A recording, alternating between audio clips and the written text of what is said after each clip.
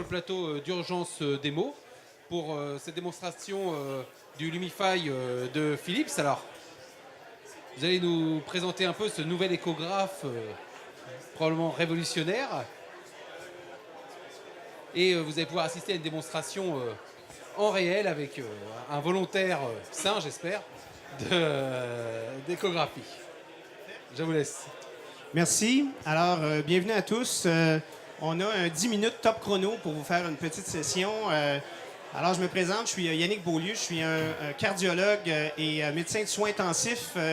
Pour ceux qui avaient l'oreille aiguisée, vous avez remarqué mon accent du Québec. Ce qu'on va vous démontrer aujourd'hui, c'est quelque chose qui a fait une première mondiale, qui est l'intégration de la télééchographie, donc à partir du Lumify, qui est une sonde d'échographie tout simplement connectée à une tablette Android, dans laquelle on a intégré une application qui s'appelle Reax, dont je suis le concepteur. Puis le mot Reax, en fait, veut dire Remote Education, Augmented Communication, Training and Supervision, donc un outil de supervision à distance qu'on a pu intégrer dans le Lumify. Alors, le Lumify qui est ici est tout simplement connecté au Wi-Fi public actuel. Et ici, j'ai un PC. Et donc, le scénario actuel, imaginez qu'il y a quelqu'un dans un centre qui peut être n'importe où, sur une connexion Internet de n'importe quel type, satellite, cellulaire, Wi-Fi. Et à distance, la personne est soit connectée sur un iPhone, iPad, Mac, PC, et peut se connecter en direct pour pouvoir assister et guider tout ce qui se passe. Alors, on va ici simuler, donc Stéphane, ce que vous voyez sur l'écran ici est exactement ce qui est vu sur l'écran. Alors, à partir de l'écran, il va ouvrir le menu et il va aller dans l'application Reax. Alors, il lance l'application et ceci avec son email password, donc c'est une application sécurisée, encryptée, ce qui est nécessaire pour toutes les communications qu'on fait dans le système de santé. Et donc, se connecte et il va me retrouver dans sa liste de contacts. Alors, moi, je suis le médecin consultant à distance. Et donc, il va aller ici, il va voir, ah, tiens, Yannick Beaulieu est en ligne. Fait qu'il peut tout simplement cliquer sur mon nom. Et là, moi, je suis la personne à distance qui va recevoir son appel. Et je réponds.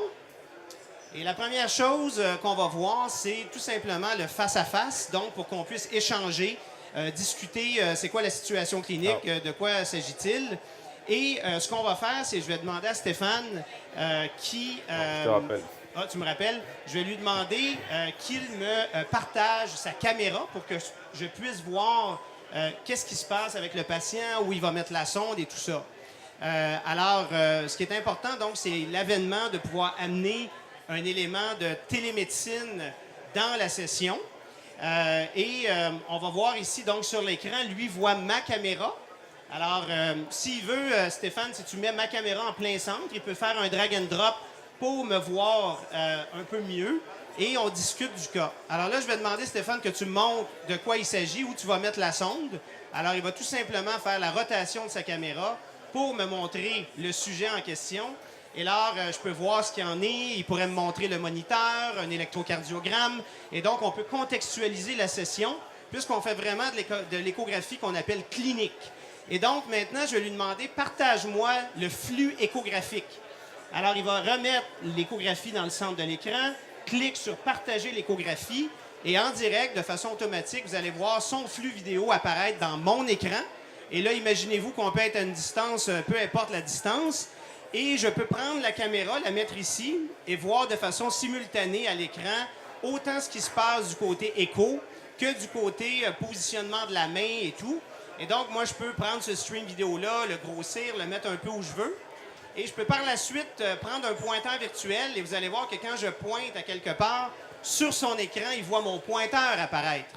Il peut aussi faire de même. Alors, Stéphane, si tu rouvres ton pointeur, il va faire ajouter un pointeur. Alors, il pourrait me demander, par exemple, Stéphane, tu peux me questionner, qu'est-ce que je vois là? Est-ce que c'est une valve? Et là, moi, je pourrais lui dire, ben oui, tu as le feuillet antérieur de la valve mitrale ici, le feuillet postérieur. Alors, on peut interagir de façon virtuelle et on peut arriver, par exemple, et dire, Stéphane, mets-moi un M-mode, s'il vous plaît, sur le ventricule gauche. Alors, il sélectionne le mode M, le met sur le ventricule, l'active et moi, en direct, donc, je peux voir le modem qui défile. Et je peux par la suite donc pointer sur des structures, lui demander de prendre des mesures.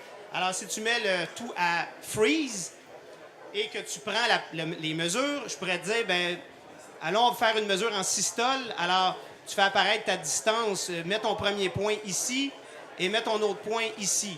Alors, vous voyez comment, peu importe le kilométrage, on peut à distance assister quelqu'un, voir si le positionnement de la sonde est adéquat. On peut maintenant sortir du mode M et j'aimerais que tu mettes du Doppler couleur sur la valve mitrale. Alors donc, tu sors du mode M et par la suite, tout simplement cliquer sur couleur et pouvoir déplacer la pointe de tarte, la bouger et tout. Et donc, ce que ça vous montre, c'est la possibilité de faire en direct une échographie, voir la caméra, utiliser des pointeurs virtuels qui permet donc de façon intégrée. Puis aujourd'hui, on a dit on va prendre tout simplement le Wi-Fi de la place qui, comme vous savez, est très occupé à ce temps-ci. Donc, peu importe, la connexion Internet a simplement besoin d'être adéquate et le flux vidéo à plusieurs peut être transmis avec beaucoup de fiabilité. Je peux aussi prendre des images. Alors, si par exemple, j'aimerais prendre une photo de ça, je clique sur la petite photo et instantanément, la photo s'enregistre. Je peux donc garder en archive des images, que ce soit pour des fins d'enseignement ou même prendre une vidéo. Alors, si je clique sur le petit thumbnail vidéo, ça va demander à Stéphane l'autorisation. Alors, ça va lui dire, est-ce que vous acceptez que l'utilisateur enregistre une vidéo? Dès que c'est accepté, tout ce qu'on fait à l'écran, les pointeurs, l'échange de vidéo est accepté. Et lorsque c'est arrêté, ben, l'échange ici va être documenté. C'est un clip tout simplement MP4 que vous pouvez plus tard inclure dans un PowerPoint ou démontrer à un utilisateur. Et si j'aimerais envoyer à un collègue ce qu'on vient de faire, je peux utiliser la messagerie sécurisée où j'inclus tout simplement,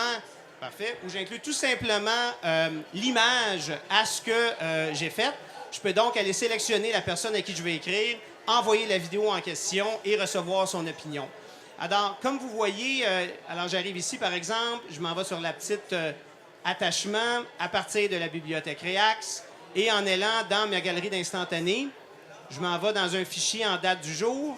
Je sélectionne tout simplement le petit vidéo que j'ai enregistré, je l'envoie et bing, c'est parti par la messagerie sécurisée à un intervenant à distance. Et donc, comme vous voyez, ça a amené l'intégration, on pourrait dire, de la télémédecine avec la guidance virtuelle et l'échographie, et tout ça simplement dans une tablette connectée à l'Internet, et de l'autre côté, la personne qui utilise l'interface en sa possession. Et donc, c'est ce qu'on avait à vous présenter pour l'échographie intégrée avec la télémédecine, avec l'application Reax. Y aurait-il des questions ou commentaires des gens dans l'assistance? Alors, avez-vous des questions à poser? Non? Alors en fait, ce système-là, donc, ça franchit complètement des distances sur le moindre rumeur.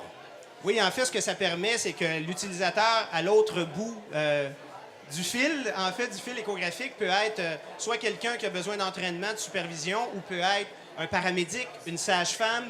Ça repousse donc les barrières pour pouvoir démocratiser davantage l'échographie et améliorer la compétence des cliniciens en apprentissage. Et dans le cadre d'un GHT, c'est tout à fait possible pour un médecin dans une petite structure de bénéficier d'un avis, par exemple d'un cardiologue spécialisé, grâce à ce système-là. C'est tout à fait légal et autorisé. Tout à fait. Ce qui est important, vous voyez en gros, c'est écrit « non adapté aux tâches de diagnostic ». Alors, le but de l'application est vraiment une assistance, une supervision, et le côté diagnostic doit être fait à partir des images enregistrées localement, puisque si jamais les flux vidéo sont moins bons à cause d'un mauvais Internet, ça pourrait altérer la qualité du diagnostic. Alors, c'est vraiment un outil de supervision, d'entraînement, d'apprentissage, mais qui quand même, bien sûr, peut quand même aider à faire le bon diagnostic pour bien aiguiller la personne à distance. Eh bien, je vous remercie pour cette présentation. Si vous voulez Merci retrouver beaucoup. Philips, leur stand est juste à côté. Alors, garantie en fonctionnant sans l'accent de la belle province, hein, mais c'est parfait. Merci beaucoup. Merci.